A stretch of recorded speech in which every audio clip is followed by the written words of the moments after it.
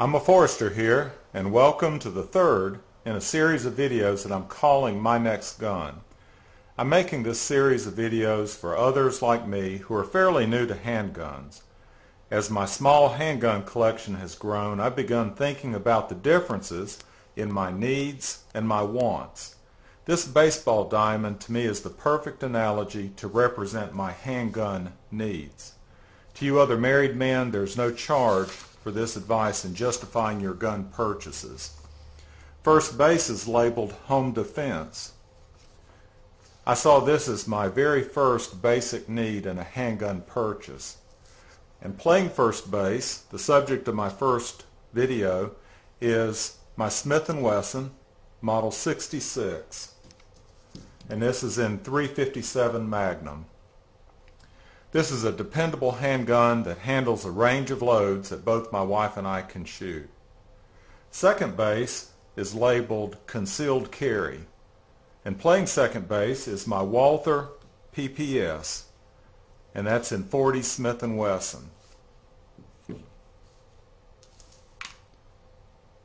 Remember, I bought the Walther in November and I carried it over the winter months when it was easily concealed under my coat or jacket. Now third base is labeled summer concealed carry. This is a need, and it becomes obvious to most concealed carry permit holders as the temperatures warm up and the layers of clothing disappear. It becomes hard to hide a Walther PPS when you're wearing shorts and a t-shirt. In South Carolina, the summer heat can be oppressive, and the moisture can be a problem with handguns that are carried tight to the body and inside the waistband holsters. Hey, it's a muggy 97 degrees today. A small pocket pistol makes concealed carry easier under these conditions. Well, who's playing third base? This was almost a no-brainer. The Ruger LCP in .380.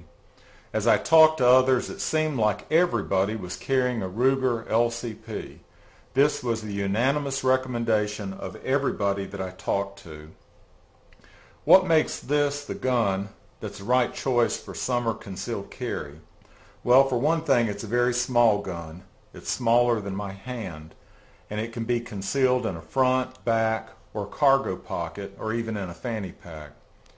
It's so lightweight that I can forget that I'm carrying it. Bring some ammo in. As far as caliber, I'm not really concerned with carrying a .380 caliber handgun. I know some people might be, but from the testing that I've done, I think a .380 packs enough punch to get the job done. It's perfect for me to carry 95% of the places that I go in a typical day.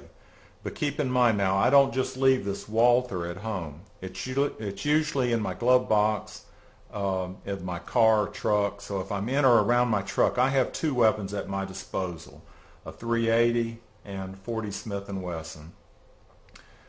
As far as capacity, I usually carry 7 rounds in the LCP, 6 in the magazine and 1 in the chamber, and then a spare magazine with another 6 rounds. So that gives me a total of 13 rounds for the LCP, and then 7 rounds in .40 Smith & Wesson for the Walther. Other positives is, to me, the LCP is a good-looking gun. Its looks add to its popularity. The workmanship is good, and this is safety check, better than the Kel-Tec 3AT, and the price is right at under $300. Now there are some negatives, and one big negative to me is that this just isn't a fun gun to shoot. It has an extremely long trigger pull, and the long pull with the break so close to the frame is uncomfortable for my hands. I usually have to adjust the contact point on my finger to pull the trigger all the way through the break. So instead of putting my finger on the trigger about there, I usually shorten it up to more on the tip of my finger. After shooting a box of ammo at the range recently, I developed a sore spot on the underside of my finger where it meets the end of the trigger from the awkward hold. The long trigger pull, though, is the only safety feature on this gun, so there is a reason for it. Another negative is that there are basically next to no sights. They're adequate for close-up shooting, and they won't snag on clothing when drawing the gun from a pocket. Some guns that I've looked at, like the C-Camp, don't even have sights. But if you are going to have sights like these, I would say it'd help to have them a little more well-defined. One thing that I've noticed on this gun is that a couple of the frame pins drift out from shooting the gun. Now, I've left the pins alone after the last time I took it to a range, and I'll show a close-up of this in the shots after the video, but maybe you can see what I'm talking about. This pin has actually drifted out, and this pin has drifted in to the underside. And like I say, you might be able to see that now, or I'll show some close-ups later to where you can get a better view of that. They're easily centered though with a punch, and so that's not really a big issue. Okay, let's talk accuracy, and I brought some targets to show. At 5 yards, the LCP is as accurate as any other gun.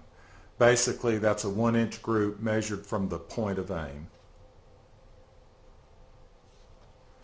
At 7 yards, the pattern opens up a little bit, but I'm still pretty pleased with this target. Those shots fall within a 2-inch group, or 1 7/8 inch group. At 15 yards, I started pulling my shots to the right.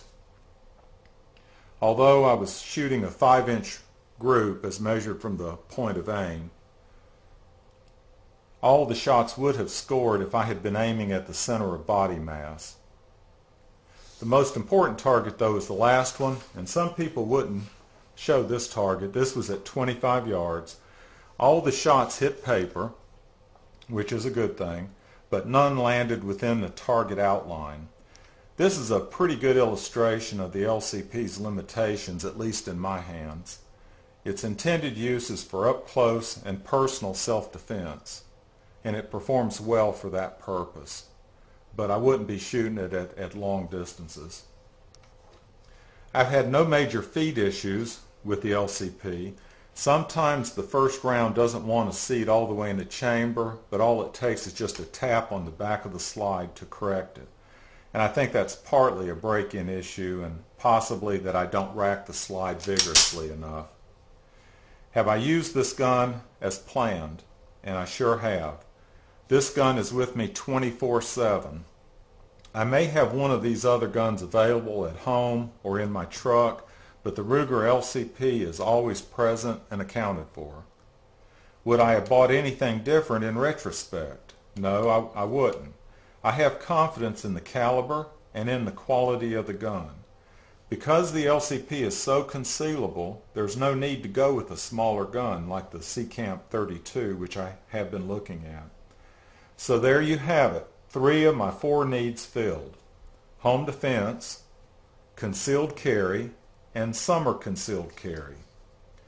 This is the third in a series of 7 videos that I plan to make called My Next Gun.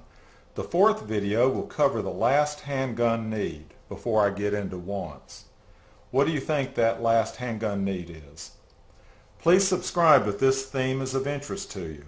I'll finish addressing handgun needs and then move on to some wants. What's your next gun? I welcome you to post comments or video responses below. Take care and enjoy some close-up shots of the Ruger LCP.